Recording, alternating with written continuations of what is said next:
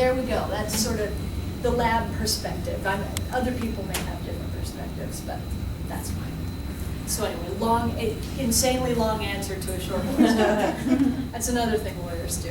What else? Anything? I don't know. Oh, go for it. How many cases do you normally work like at a time? I try to work one case at a time because my cases are long and involved. Unlike the latent examiners or the drug unit who can kind of, they can do a number of cases in a day, just back to back. Mine, a phone will take me 3 to 4 days, one phone.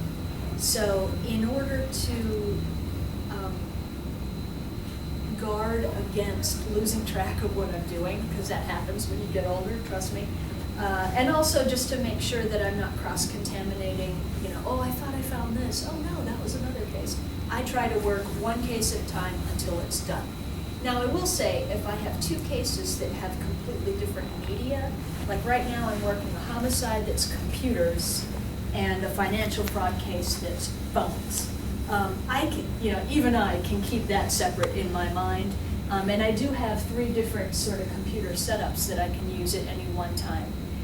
One of the things that takes so long in digital forensics is the complexity of what has to be done. And a lot of that, the heavy lifting, is done by your computer programs. So I might prep a case and it'll take a week or 2 of just things running, and I will have that working in the background while I am using my own faculties to examine something else. But in general, I try to do one at a time. Sometimes that works out, sometimes it doesn't. Rushes come in, emergencies come in, last minute requests come in, and those just need to kind of get done immediately. Good questions, what else? How long does it take to dissect a computer, say a 5 gig computer? Oh, 5 gigs? Shoot. I can't remember the last time I had one like that.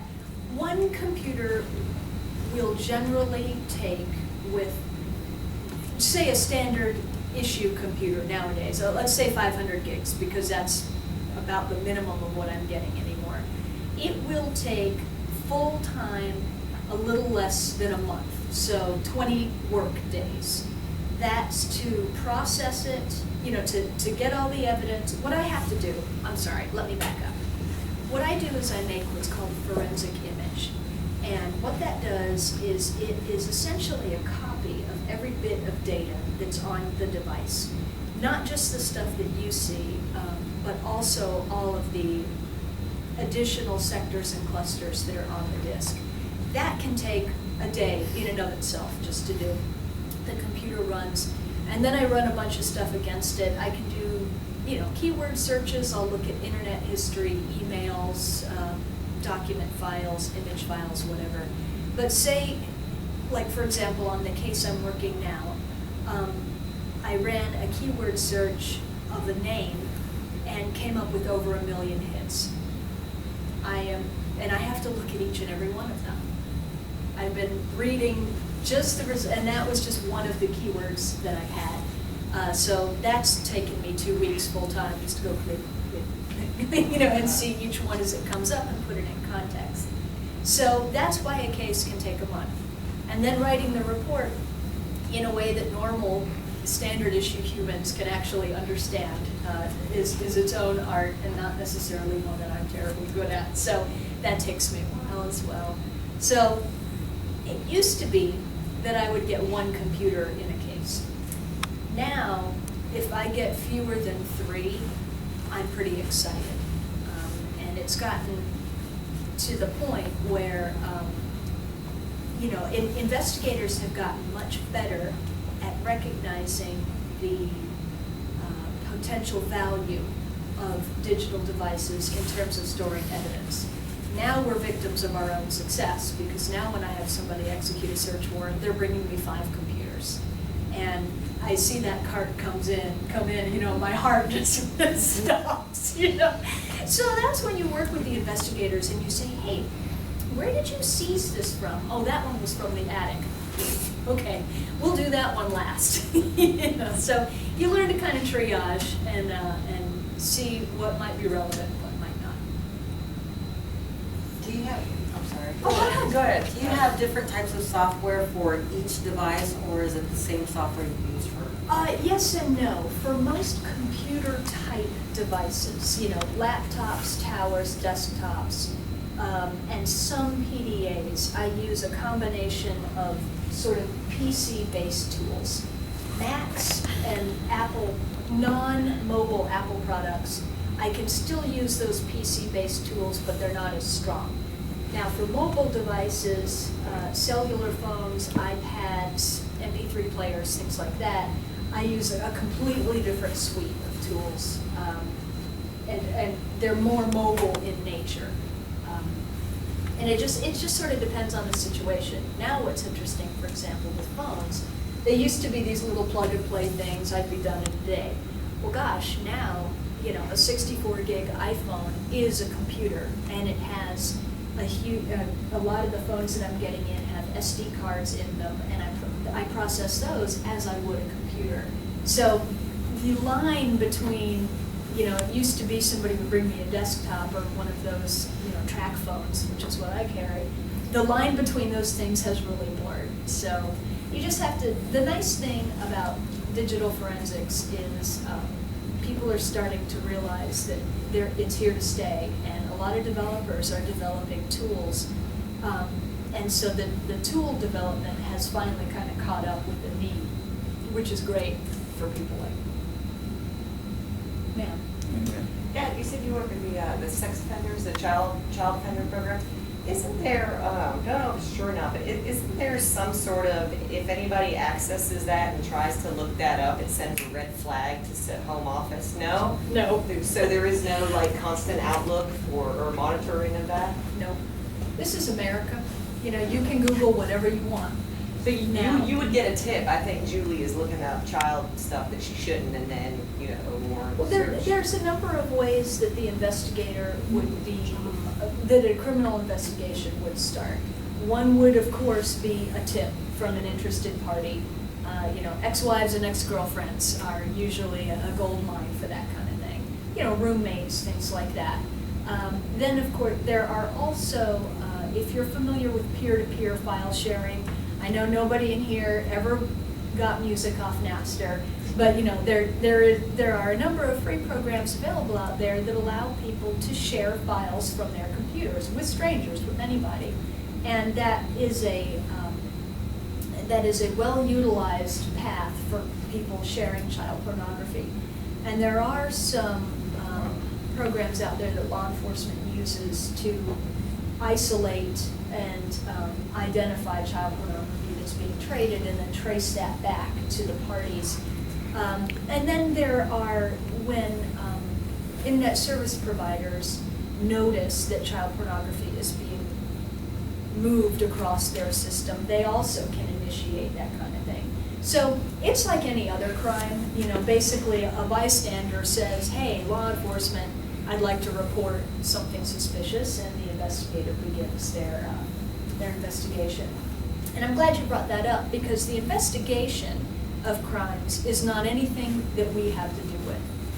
CCBI, forensics, we serve the investigators. They are the ones that go out, beat the streets, interview people, talk to the victims, etc. And then they come to us and say, all right, as a result of this interview, I got a search warrant for this thing. Please look at it for evidence. Other than that, we have generally no interaction. Well, I certainly have no interaction with any of the parties.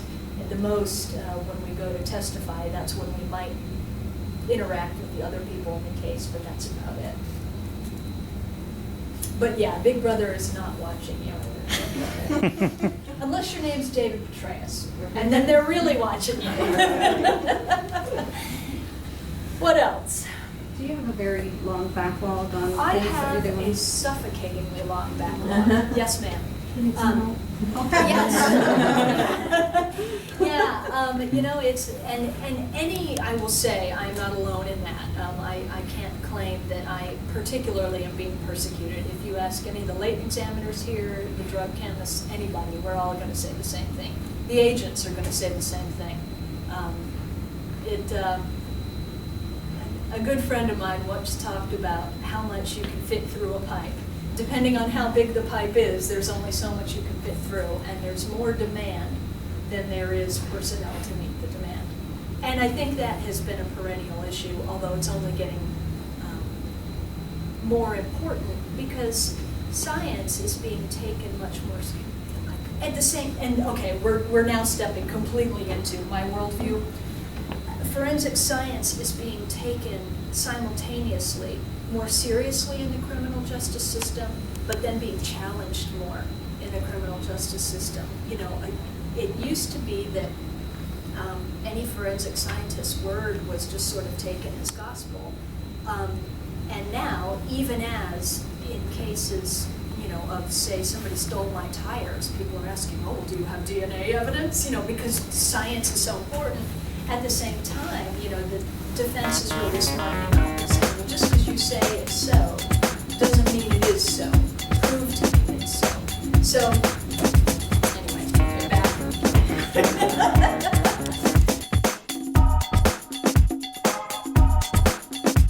None of these were actually perfect. Every one of these pictures is just a little bit different. But these are tissue depth markers. And they are in very specific locations, anatomical locations. I used to know all the names of them because I had to learn, I have a degree in anthropology as well. So I had to learn all the points on the skull, be able to point to where each point was. Can you tell which race? But what they have to do with these is we have a reconstruction, a sketch artist, who's doing a reconstruction on this skull. He's not doing the molding the clay. He's not a sculptor, he does sketches. But what he had to do before he did the sketches, he had to get photographs taken of the skull. And they had to be very specific, as in, and this is actually where it helped that I have a degree in anthropology and understood some of the terminology. The top of the external auditory meatus, which is the very top of the ear opening on the outside of the skull, has to line up with the lower edge of the eye orbit, right here, perfectly. If it's off by a little bit, it's a little bit off here, and then it's further and further off, so it could make the face look longer or shorter when he redoes the sketches. So we had to redo, do one like this, and none of these are correct. That's why I still have them, because these are all just a needle off. He took the one that was correct, but he also does one in profile, and then he lays them side by side and can sketch out. So you do face construction too? I don't. Somebody else does. But what he did was he was using the tissue depth markers, laid the pictures side by side, and actually uses those markers to create the shape of the face. Who's the one that actually sculpts the face? Is it like a forensic artist or something? Yeah, he's a forensic artist. He just doesn't do sculpting. Some forensic artists are sculptors and some are You gotta shoot. sketchers. So it just depends on the person's own abilities. Now, if it was for somebody doing a sculpting, they wouldn't have needed me to take any photographs. Because they That's would a just shot sculpt right it. there, They would right? add it to the skull Right there. or to a replica of the It could skull. be. Whereas What something else? Like a contact. that is actually a spacer, because when you're standing, your teeth actually don't touch. So if you think about it, if you're thinking about it, you're probably going to touch your teeth. But when you're just standing easily, your teeth actually do not touch. They put in a spacer there because that's going to be more accurate representation of what the person's face would look like. Yep. So yeah, there's a few little spacers and things in there. And there's like back here, you can kind of see a rubber band. That's just holding the jaw on because the jaw would fall off. Yeah. So all sorts of little oddball things. And I think a lot of his teeth actually fell out after death. He has very poor dental work anyway, but a lot of his teeth have fallen out. And the hole in the skull right there is a bullet wound. And can you tell what kind of bullet you got in his head? Like, I don't remember what they said. There is a bullet lodged in there. I don't know what it was though. I can't. It might have been a 22. And typically, if it's lodged in the skull, it probably is a 22 because it didn't have the power to penetrate. Smaller caliber. But he actually had 3 bullet wounds. He had one right here in the front and then 2 on the side. So obvious homicide. And this isn't a male. The forensic anthropologist said this is a male. So, and there's all sorts of little features they can use to tell that. And they have a full skeleton, so she would have used that too, not just a skull, to determine sex. Are you enhancing photos, like a blurry photo or something that comes in? Are you doing Not anything with really. that? Every Something now and might be then. too bright. Something too bright, maybe. I don't really do a lot of that. Usually I let the crime scene photos stand as they are. And part of that is that the printer will print differently. Right. Durham, Winston-Salem, soon to be Fayetteville, so we've linked up with quite a few people. But we also have a state database, which is all the arrests that are in North Carolina. So, like I said, this is our local database. It consists of the monitor, the computer, the hard drive, and then the scanner. So basically, when the crime scene agents, and stop me if you guys don't know what I'm talking about, because sometimes I can talk on forever. But the crime scene agents will go out, let's say to a burglary, they'll collect fingerprints from a scene, so they'll put powder onto it, lift it with tape, put it on a card and describe it. It'll come sealed to me, and then I'll open it and I'll run it into a database. Usually we do our local database first, and if it doesn't hit, then we'll go to our state database. So when I enter it in, I'm going to tell the computer specs what points I want it to look for. So it'll look something like this, where this latent print was lifted from a crime scene. I'll plot the points that I want the computer to see, which are all those little dots in there. And it'll compare against any cards that are already in the database. So gun permits, any arrests, criminal arrests, things like that. So that would be like on the right-hand side. So when a suspect or a person gets arrested, their card goes into an electronic database. And when I enter this in, this latent print, it automatically is going to go ahead and compare points that have been plotted onto the temprint card. And based on how close this point is to this point, this point, this point, this point, it's like a very fun mathematical algorithm that I have no idea how. But it ranks it on a score of 0 to 10,000. So 10,000 being a probable match. Before that, I worked in Durham as a crime scene investigator. So I did some part-time fingerprints and decided that I really liked it and kind of moved over into here in this world. What's your educational background? I have a bachelor's in biology with a chemistry minor. Did not plan on going into this. I wanted to be a little lab rat and be the lab junkie, and I ended up, because of an ex who obviously was not an ex at the time, moved here and applied to Durham off of a whim and got the crime scene position. I think I applied to like 30, 40 jobs in the U.S., didn't get one interview. Applied to Durham and got it. So, you never know. But I decided to do all this, right before forensics really got big. So I didn't have an education, I didn't have a background to it. It was a catch-22. You need a job, but you need the experience. Yeah. So if you want to do it, just keep doing it. And make connections and come here and volunteer. That's pretty much all I can say. Oh, can you do that too? Volunteer? You can come here, you can do a ride-along with some of our agents, our crime scene agents. You can't go to any of the bigger scenes, but it will let you know if you're cut out for it. Some people want to do it, and then they see their first dead body, and they're like, okay, no, I'm not doing that anymore. How do you sign up to do something like that? You can talk to Kathy Really? over there. You just have to sign a waiver. I do have interns that come in here. I do have people that volunteer just to file paperwork, but while they're filing paperwork, they can ask any questions and Right. whatever they want. I know that when I first started, I volunteered and I did a ride-along with Durham. I also went to an autopsy back in the day just to see if I can handle it. And then I filed lots of paperwork. And you go to testify too? I do now. No, before, when you were volunteer. No, because I wasn't actually working the cases. I was just watching the cases. Okay. So I did go and watch them testify. That was also one of those, can I handle this sort of thing? Because some people don't like to talk in front, but obviously, yeah, I do just fine. Okay, so this is the fingerprint world. Any questions before I go to the footprint world? How difficult was it to get certified by IA? Yeah. In the fingerprint world, there's only 900 in the world. So you have to work at it. But they do have minimum work requirements that you have to do, and once you meet those, then you can, and then people have to vouch for you, and you have to write a letter. So I would say that this usually happens after you've been working for so many years, 2 years, and then your supervisor and your coworkers have to sign off that you actually have the skill to go ahead and take the test. Because you may be book smart, but you may not have the skills to do the comparison. How many hours is that test? A lot of hours, I think. You get 8 hours, so 8 hours is for, there's 35, 35 pattern questions, 100 multiple choice questions, and then you have 15 latent prints that you actually have to go through, and you have to at least identify 12 minimum. So a lot of people time out and not make the idents. So I'm not going to say it's easy. Once you do it, you're like, yes! And then you have to recertify every 5 years. Do you have to be certified to testify? No. No, but I will say it makes it a lot easier. Because defense will definitely harp on you. That's the one thing that they'll try to do is... That's a long way. They But, have a certification program through IAI, just certify you as an expert witness. So to Do they speak. now? I believe they do. I think I haven't saw even that seen it. online. We have all sorts of programs now, but the III is our parent body. That's the one you want to go through. But I thought it was like an 80-hour thing that you had to do on there for the Shoe expert. prints on the inside of the blood. There could be something on the outside, as in stepping in the mud.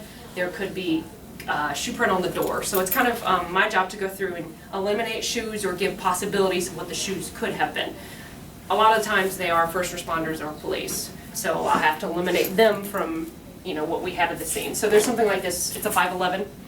So if I have this on the door, this one's a size 11. This is a size 8. It's one of our crime scene agents. They just went ahead and volunteered the print for me, but I can kind of go through and tell you there's nicks and cuts here. I can tell you the wear patterns here. I can tell you that a certain amount of centimeters this is. I can't tell you that it's a size 8 unless I know it's a size 8. So unless it says size 8 right here, I'm not gonna, when you see that on the stand, no, that's not true. Unless it says size 8 on here, but I can tell you kind of approximate size range. But I don't know if you guys want to look at that, but all the little nicks, cuts, wears, rocks, anything that I see on there, that's what I'm looking for. So with fingerprints, I'm looking for permanence. What always stays the same and is unique. However, with shoes, I'm looking for what's different.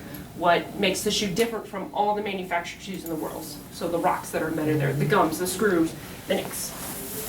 So basically, the shoe will come in from getting collected from a crime scene. Let's say that it was a robbery at a bank, and they have the suspect's shoes. So they'll send me the shoes. I will put a powder on top of here or ink, and I'll either step it onto a card or I'll put tape on. Is there like powder. a special ink or just? No, just printer's ink. No. Everything we have here is on a county budget. Just remember that. So I just use fingerprint powder. Typically what I do is fingerprint powder because it's easier and it's easier to clean up. And I'll put tape onto it, and then I'll place the tape onto a card. So this is the powder and the tape. I've lifted it off and I've placed it on top of the card. Then I'll go to the copy machine, set it down, and then copy it onto a sheet of acetate. So I don't know if you can see that, but it's clear. And then I can use that to do the comparison. So my latent shoe print, or I'm sorry, my known shoe print, and then whenever I get my, let's say, latent shoe print from the floor, I can do an overlay and set it on and see how close it is to size and how it matches.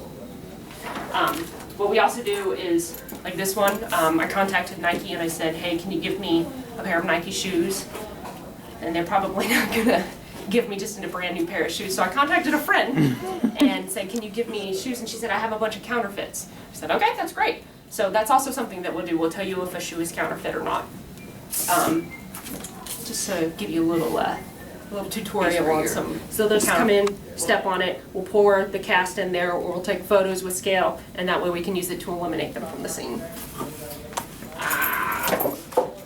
Something like this is a little black gel lifter. This will come from a crime scene. Typically we'll use it on dust prints that are on a countertop or on the floor. I can use this to make a photocopy of it, reverse the colors, and it comes up really nice. But that's just one of the other tools that we'll use for that.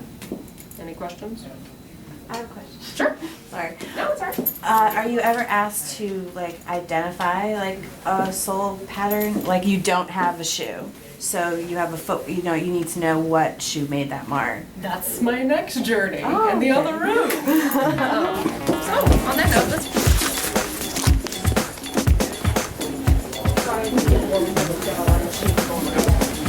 First, before we get into that, this is, well, behind you is our state database, what I was talking about before, that links into the State Bureau of Investigation, sorry, State Lab, which is just down the street. That's the system that we use. I have not had a journal outsole that everybody uses, that just changed the logo on the inside. But I can tell you kind of what to look for. So instead of bringing me a trash bag full of 40, 50 pairs of shoes, I can tell you, okay, only bring me anything that looks like a Nike ski or the same outsole tread. But that's just like one of those cases. So now, instead of bringing me the 40 bags, he brought me one pair of shoes, and that's the one I'm working on right now. Makes my life a lot easier. And plus, you know, if you're a victim, you don't want people taking all of your shoes either. You've already been stressed out enough. I don't need to have your whole closet of shoes. But yes, Right now, we only run property requests, so if there's like a burglary or a larceny or someone kicked in your door, if an investigator wants us to search it, we will. Otherwise, we don't automatically do it. With persons crimes, rape, assault, robbery, homicide, we'll go ahead and run it through the database anyways. We kind of give you potential of who it could be. 9 times out of 10, we get 2 types of shoes. Your Air Jordans, which are everywhere, and your restaurant type shoes. So, Really? yes. Your shoes for crews, because if you think about it, if you look at the bank, if you look at McDonald's, anytime you look at the floor now the next time you go in there, it's all flat surface that's non-porous. But they do that on purpose, so if there was a bank robbery, especially in front of the counter, and the teller counter, we can go ahead and process that area. But most of the people that are in the restaurants themselves wear the restaurant type shoes, the shoes for crews, the safe tread, and that's 9 times out of 10 what I'm gonna find at a scene. So I have to Do you see eliminate yourself those. every day just like walking down the street looking at I shoe do. impressions? The other day I was like, I saw someone's shoes and I was like, oh, they got a piece of gum stuck in their shoe. That was awesome. That would be a great idea. Yes. I do find myself like. The door wasn't where you could drive in. The door would have been on this side. So you had to, you see those wheel dollies underneath? You have to put those under the wheels of the vehicle, or had a really good tow called the tow truck driver that can back the thing inside. You do your examination and your collection, your processing, and then you're done. But here you can see we've got 3 different bays, 2 different lifts. I think the very first vehicle that we processed, you guys may recall, the Sheriff's Department had a homicide up near Wake Forest, probably maybe 4 months ago, 3 months ago. The husband shot the wife in the head. He threw her in the back of his truck. He took off and they caught him in Virginia. Do you remember hearing about that one? Yeah. She's bleeding all out of the back of her truck. Well, that was the very first car that got towed here that we processed. The beauty of this place, too, is we do a lot of things here. We process, obviously, vehicles and the like, but we package all of our evidence in here. We see the computer over there. We upload our photos.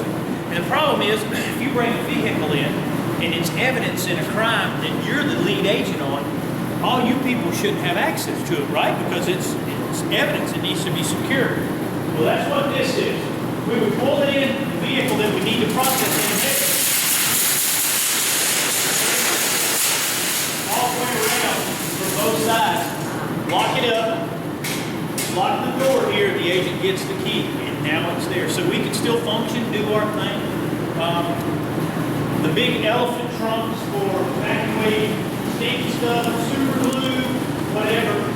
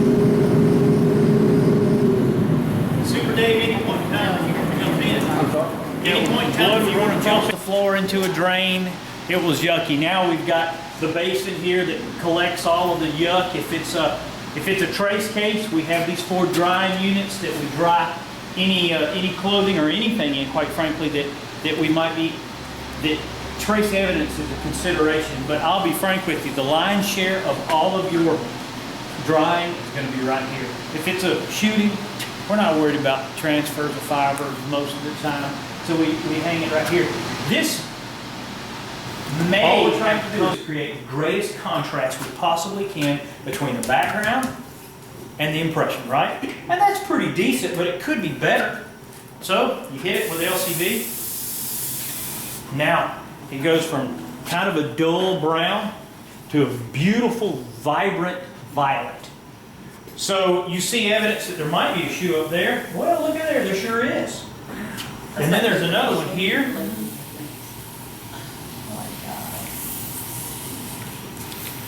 So we saw that one absolutely. We could barely see that, but now you can see there's a whole shoe there. And then here's another portion of it that was a little bit visible. This wasn't. So again, it's not always what you do see with the naked eye. It's really what you can't see that is, it's up to the crime scene investigator to find it. This is the beauty of especially footwear.